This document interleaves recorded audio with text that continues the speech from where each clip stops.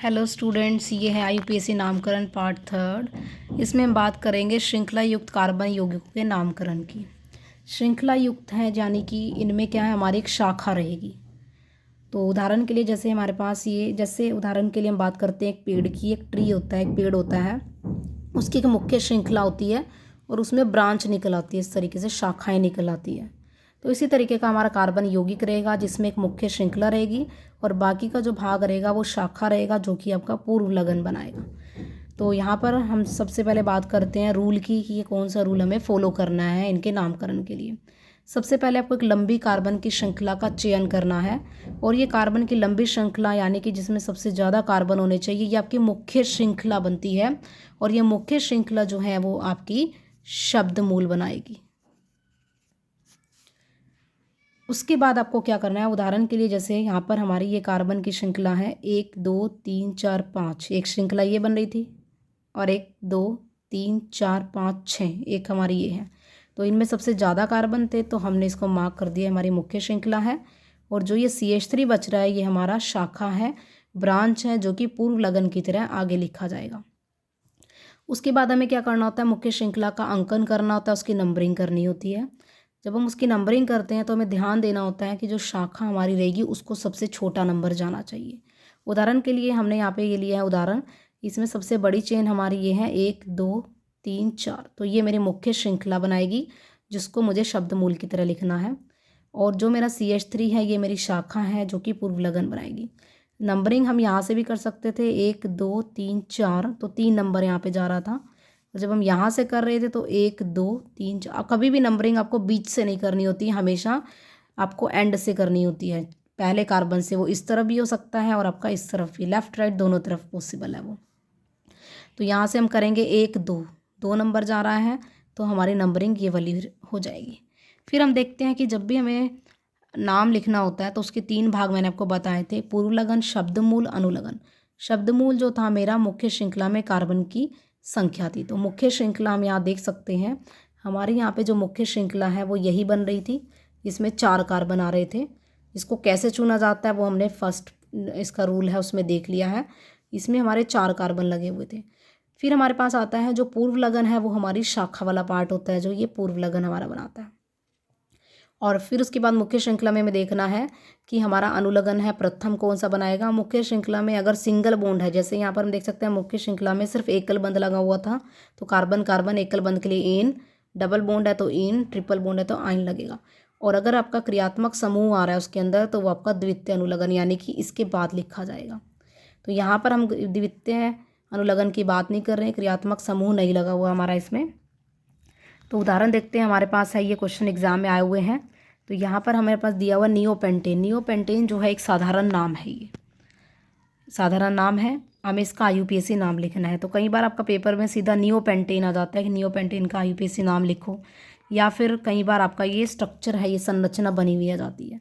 तो सबसे पहला नियम के हिसाब से हमने देखा कि सबसे पहला हमारा नियम है कि कार्बन की श्रृंखला का चयन करना है हमें, जो सबसे लंबी होनी चाहिए, जो मुख्य श्रृंखला बनाएगी, इसको शब्द मूल की तरह लिखा जाएगा। तो हम देख सकते हैं 1 2 3 कार्बन वाली हमारी ये है, 1 2 3 कार्बन वाली ये आ रही है, 1 2 3 हमारी ये आ रही है, 1 2 3 इस तरीके से। तो हम सीधी चूज़ कर लेते हैं 3 कार्बन वाली, क्योंकि सीधा करना थोड़ा आसान रहता है। तो ये मेरी मुख्य श्रृंखला हो गई। अब ये CH3 और ये CH3 हैं, ये दोनों मेरी शाखा है जो कि मेरा अनुलगन बनाएगी। अब हम देख सकते हैं मुख्य श्रृंखला को हम कहाँ लिखते हैं, शब्द मूल में लिखते हैं। तो हमें क्या करना है, 3 कार्बन के लिए हमारा क्या होता है, प्रोप होता है, तो हमने प्रोप लिख लिया। और मुख्य श्रृंखला के अंदर मेरा एकल बंध आ रहा है, हम देख सकते हैं यहाँ पर एकल बंध लगा हुआ है, तो एकल बंध के लिए हमारे पास यहाँ पे एन लगता है, तो प्रोपेन। ये मेरा शब्द मूल और अनुलगन कंप्लीट हो गया है। अब मेरा ये CH3, ये शाखाएं जो थी दोनों ही मेरी अनुलगन की तरह आगे लिखी जाएंगी, तो इनको आगे इस तरीके से लिखा गया है। अब कैसे लिखना है हमें इसको, हमने क्या किया, जब मुख्य श्रृंखला चूज़ कर ली तो हमें फिर नंबरिंग करनी थी। तो हमने क्या किया, अंकन किया है। अंकन इस तरीके से करना है कि इन शाखाओं को सबसे छोटा नंबर जाना चाहिए। तो इधर से करें चाहे इधर से, आपको नंबर 2 ही जाएगा। अब 2 नंबर पे आपका ये CH3 भी लगा है और ये भी लगा हुआ है, तो हमें क्या करना है, इन 2 नंबर को 2 बार लिख देना है। जब भी हम इस तरीके से नंबर लिखते हैं तो उनके बीच में हमेशा कोमा लगाया जाता है। तो 2 2 लिख दिया। मेथिल है ये हमारा, क्योंकि CH3 है, इसको एल्किल की तरह लिखा जाता है। ये एल्किल ग्रुप है। कार्बन का जितना भी भाग आएगा जो कार्बन के साथ है वो हमेशा हमारा एल्किल आर होता है। तो एल्किल में हमारे पास कितने, एक ही कार्बन इधर है, एक ही इधर है, दोनों को जोड़ना नहीं है क्योंकि अलग अलग है। तो ये मेरा मेथिल है, और ये भी क्योंकि एक कार्बन के लिए मेथ लगता है, तो ये भी मेथिल, ये भी मेथिल, तो मेथिल आ जाएगा। अलग अलग नहीं लिखना है, 2 बार आ रहे हैं तो 2 के लिए डाई हो जाएगा, डाई मेथिल। तो ये जो नंबर होगा इसको तो 2 बार लिखना है, लेकिन अगर एक समान ग्रुप लगे हुए हैं तो उन्हें हमें इकट्ठे लिख देना है, डाई लगा के आगे, डाई मेथिल।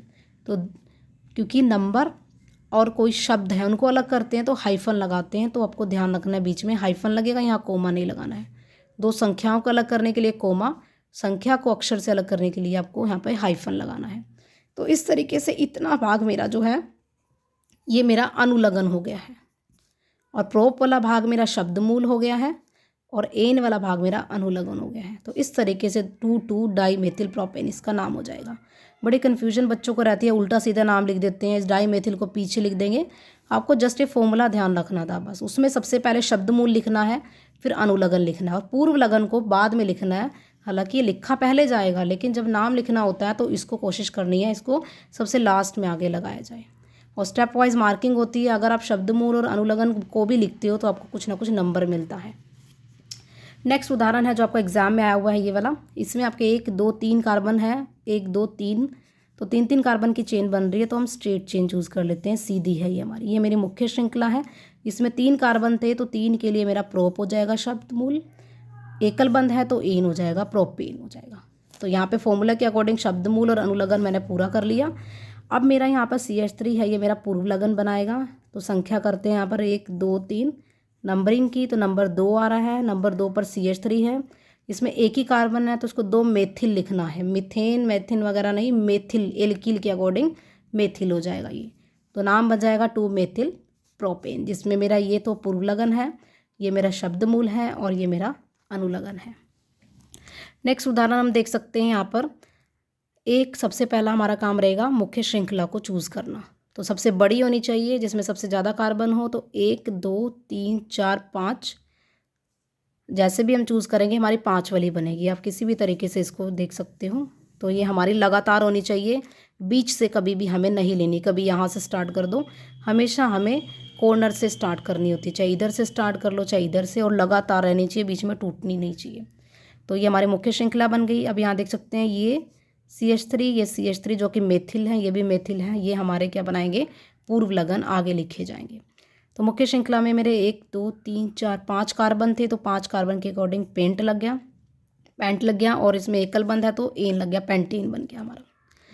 और उसके बाद हमें अनुलग्न लिखना है, तो उसके लिए हमें नंबरिंग करनी पड़ती है। तो नंबर हम दोनों तरफ से कर सकते हैं, इधर से करें तो 1 2 3 4 5, इधर से करते हैं तो हमारा 2 नंबर, छोटा नंबर इन दोनों CH3 को जा रहा है, और 4 नंबर इधर जा रहा है। इधर से करते हैं हम तो 2 नंबर मेरा सिर्फ एक CH3 को जा रहा है, और 4 नंबर बड़ा नंबर इन 2 को चला गया है। तो हमें कोशिश करनी है, हमें छोटा ही नंबर लेकर चलना है।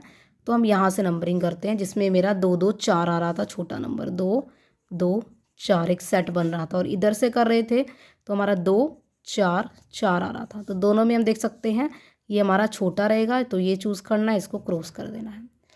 तो अब हम देख सकते हैं 2 2 4, ये 3 नंबर मेरे आ गए थे, तीनों को लिख दिया, कोमा लगा दिया तीनों के बीच में, और मेथिल ग्रुप ही लगा हुआ था तो मेथिल लिख दिया। 3 बार आ रहा था इसलिए ट्राई लिख दिया है। 3 बार मेथिल अलग अलग नहीं लिखना है, इकट्ठा करके इसके आगे आपको प्रीफिक्स ट्राई लगा देना है, ट्राई मीन्स 3। तो 2 2 4 ट्राई मेथिल पेंटेन हो जाएगा। नेक्स्ट ये क्वेश्चन भी एग्जाम में 2023 में आया हुआ है, तो इसमें इसने थोड़ा इस तरीके से करके लिख दिया कंफ्यूज करने के लिए। C2H5 जो होता है हमारा CH3 CH2 ग्रुप होता है, देख सकते हैं 2 कार्बन है, 3 और 2 5 हाइड्रोजन आ रहे हैं। आप इसको खोल कर अगर लिखोगे तो एक सीधी चेन आपकी बन जाती है इस तरीके से, CH3 CH2, यहाँ से बन गया CH2 CH CH2 CH3 CH2 CH2 CH3, इन सभी के अंदर आपका एकल बंध इस तरीके से लगा हुआ है। तो हमें नाम लिखना है अगर इसका, तो सीधी चेन हमारी 1 2 3 4 5 6 7 7 कार्बन एटम्स की सीधी चेन इस तरीके से बनी हुई है। तो 7 के अकॉर्डिंग हेप्ट, सब में एकल बंध है तो एन हो गया। नंबरिंग करोगे तो 1 2 3 चौथे कार्बन पर हमारा ये ग्रुप आ रहा है, इसमें 2 कार्बन थे एल्किल था तो 2 के लिए एथ लग जाएगा, एथिल हो जाएगा। एक कार्बन के लिए मेथिल लिख रहे थे, 2 कार्बन के लिए एथिल हो जाएगा। तो 4 कोमा हाइफन सॉरी फिर एथिल हेप्टेन। इस तरीके से हमें नाम लिखने होते हैं इनके। तो आपको बिल्कुल भी रट्टा नहीं लगाना है, जस्ट ये फॉर्मूला आपको ध्यान रखना है, इसके अकॉर्डिंग आप कर सकते हो। तो वीडियो आपको अच्छी लगे तो लाइक कीजिए, चैनल को सब्सक्राइब कीजिए। Thank you very much.